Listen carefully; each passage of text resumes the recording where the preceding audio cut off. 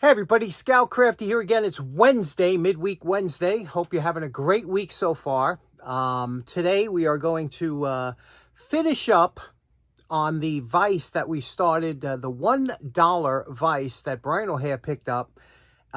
This is a Chief from Littlestown Foundry. I was looking on eBay just to get an idea. These things are way overpriced. Please do not buy one of these. Do not buy one of these vices at that price. This vise here is a $5 to $10 vise at any garage sale or flea market or anything. That's the price. That's what they deserve to be paid. They're not a quality vise, but I mean, you can make them workable, but there are so many more better options. The vise is one of the most important tool fixtures in your shop.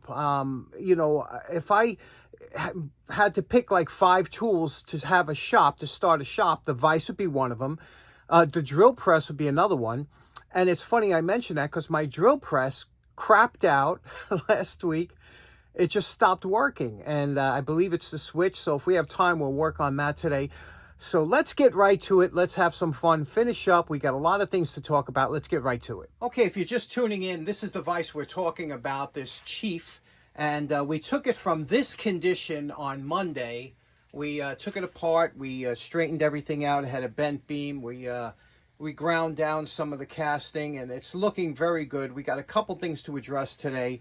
First of all, it does have nice lines. I always like the look of these vices, and they are, usable vices, but they're light-duty vices because of this beam. That's why most vices you'll see, this bottom beam is usually very large. But you can see what we did here.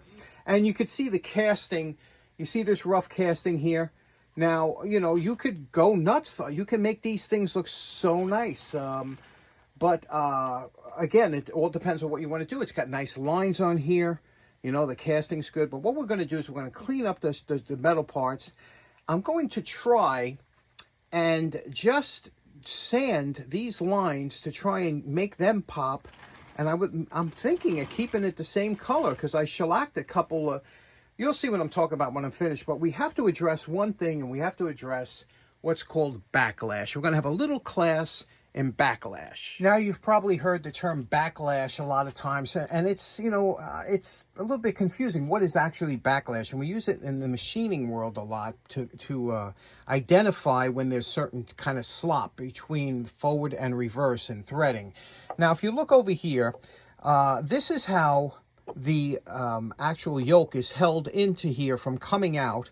And all it is a washer, and it usually has a cotter pin. I have a piece of wire in there now, but and you see that slop here. You see this back and forth. Now we have about a little bit over 1/8 of an inch or something. You can see that. Now that is what's called backlash, and I'll show you how that affects when you're using the vise. Now from the factory, you can see it's got this little space here, and because of that, what happens is every time you go to loosen up an item, you have to give it about a half a rotation before it engages the thread. And the same thing when you want to tighten it up. You have this little area here, this dead zone. You see here, it's the jaws aren't moving because it's yet to engage and close and open. That is extremely annoying to somebody who has worked with a vise that had no backlash. Okay, if you've never experienced a tight vise or a properly aligned vise, you won't notice little things like yoke slop and backslash because you've been working with, inferior vices. Once you get a quality vise, every time you move this back and forth, this should move. Now, here's my everyday vise that I use, and you can see even this has some backlash. You can see here, I can move. It's not as extensive as the other one, but you can see I can move the handle a little bit without it engaging instantly. And here is another Littlestown vise, the number 25. We did this on a video. This is just a beautiful vise. We took a sow's ear and made it into a purse, more or less. This is absolutely beautiful. We took out all the slop. Now watch here when we go back and forth. Okay, that engages. You see that? It's like very little backlash here. You pull this back and forth. It's, we have that down pat. We did it really well. You could see here we stacked some washers in order to get that. We also put a little a knob on here because I had to take this out, but this knob so you can lock it in to the center or something, and and turn it that way. This is about the best you can do with one of these vices. It's a beautiful little vise. But getting back to our original one, there are two ways that you can get rid of this excessive back slop. And one way is to put a additional washer in here, an additional spacer washer in here, or you could put one here on this side. Either way, that'll take out that slop and you'll see it works so much better. So that's one thing you have to do with these. In order to fill the space, you're going to need what's called a machine bushing, okay? This is very close to what looks like a washer, okay? This is nothing more than a washer with a larger hole. But now don't think that because this looks super heavy duty, you need to get a heavy duty one. You don't. There's no pressure on this. It just takes up space. It could be aluminum. It doesn't matter. There's no pressure on this. Just like that bushing in here. There's no pressure in that yoke bushing from side to side. It's just a spacer to fill in. So if you go to Tractor Supply, they sell an assortment of what's called machine bushings here. And you can see that comes in handy. They come in all different diameters. And so what you want to do is you want to find one that just has to fit over here and take up that space. And you'll stack it up like this, the two here. And that'll give you the space that you need between it. And then you put your cotter pin in and that'll take out. And you can get really tight with this. You can get, really thin shims to get that so there's absolutely no play. But again, you need a little bit of slop for these to operate correctly. Next up, in order to make these accents pop, we're going to remove the casting texture using a flap sander.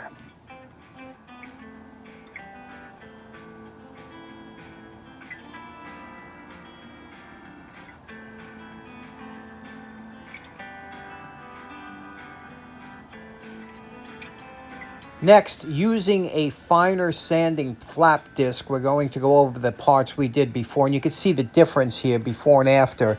That finer pad really makes a difference.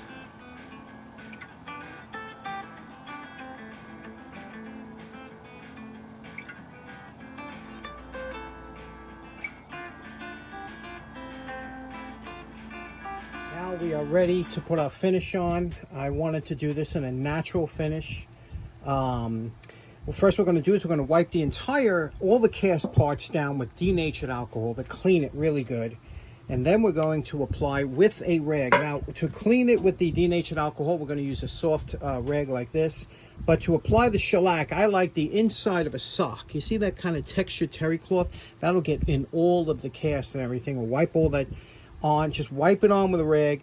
This will dry in a couple hours. I put it on the furnace, it'll dry in a couple hours. And then we'll get to our assembly. Okay, while that shellac is drying, you've seen me work on my drill press many a times.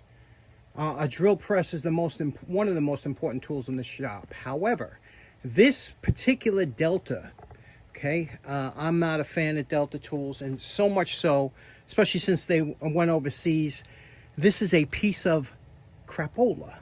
And so much so that I am going to cover this with tape, the name, just in case somebody tunes into one of my videos and says, well, I'm going to get the same kind of drill press he has. So let me cover that with tape. We covered up the name, and just in case some of you guys tune in, somebody tunes in and says, wow, if he's using it, it must be good. It's not.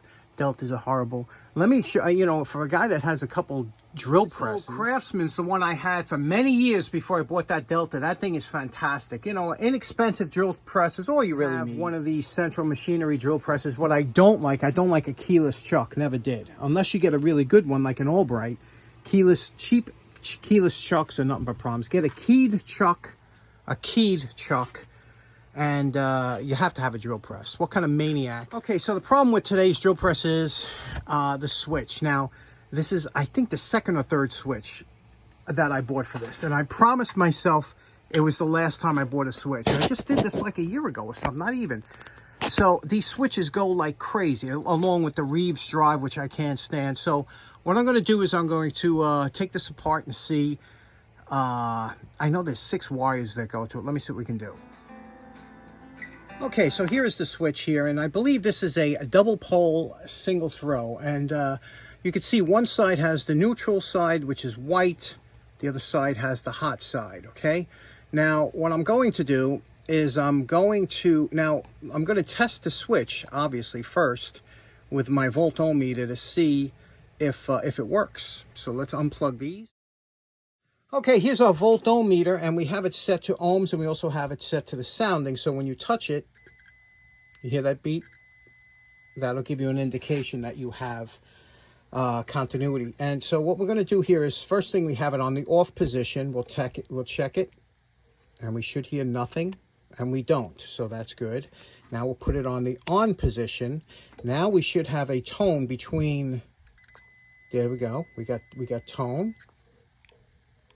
We got nothing. So this side of the switch is burnt out, that side. So now what I'm going to do to temporarily fix this is, you see I made up a jumper that's it's just a male to a male. I'm going to jump the two neutrals, and I'm only going to interrupt the hot, which is the black wire. So I'm jumping these two here, okay?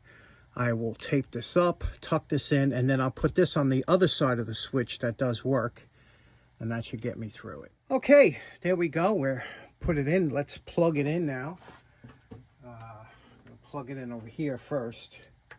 Okay, the light works. That light worked before even the switch. Let's test it out.